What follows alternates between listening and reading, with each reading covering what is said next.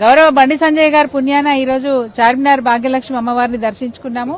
ఎందుకంటే వారు నిత్యం ఏ కార్యక్రమం చేసినా భాగ్యలక్ష్మి అమ్మవారి దగ్గరకు వచ్చి ఆశీర్వాదం తీసుకోవడం, అట్లాగే కేసీఆర్ గారి మీద సవాల్ విసిరాలన్నా, కేటీఆర్ గారి మీద, కవిత గారి మీద, ఎవరి మీద, హరీష్ రావు గారి మీద ఎవరి మీద సవాల్ విసిరాలన్నా, వాళ్ళని ఛాలెంజ్ చేయాలన్నప్పుడు వారు నిత్యం వాడే మాట తడి బట్టలతో నేను చార్మినార్ భాగ్యలక్ష్మి అమ్మవారి దగ్గరకు వస్తాను, మీరు వస్తారా అని చెప్పి వారు ఛాలెంజ్ చేస్తూ ఉంటారు.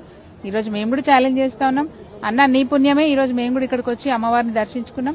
అమ్మవారిని ఒకటే కోరినాం, మీరు కేంద్ర సహాయ మంత్రిగా ఉండడం వల్లే పోలీసు వాళ్ళు బండి సాయి భగీరథను అరెస్ట్ చేయకుండా వారం రోజుల పాటు తత్సారం చేసినారు.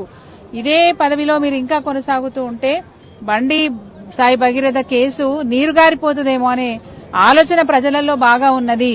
కాబట్టి మీరు చెప్పినా చెప్పకపోయినా కేంద్ర సహాయ మంత్రి కాబట్టి ఇప్పటికి వారం రోజులు దాటేసుకుంటూ వచ్చినారు. భవిష్యత్తులో కూడా అట్లాంటి పరిస్థితి ఉంటుందేమో అని చెప్పి ప్రజల్లో ఇంకా కూడా అట్లాంటి కన్ఫ్యూజన్ ఉంది. కాబట్టి బండి సంజయ్ గారు మీకు మీరే బాధ్యత వహించి మీరు మీ పదవికి రాజీనామా చేస్తే దేశం మొత్తం, రాష్ట్రమే కాదు దేశం మొత్తం కూడా గర్విస్తుంది మిమ్మల్ని చూసి.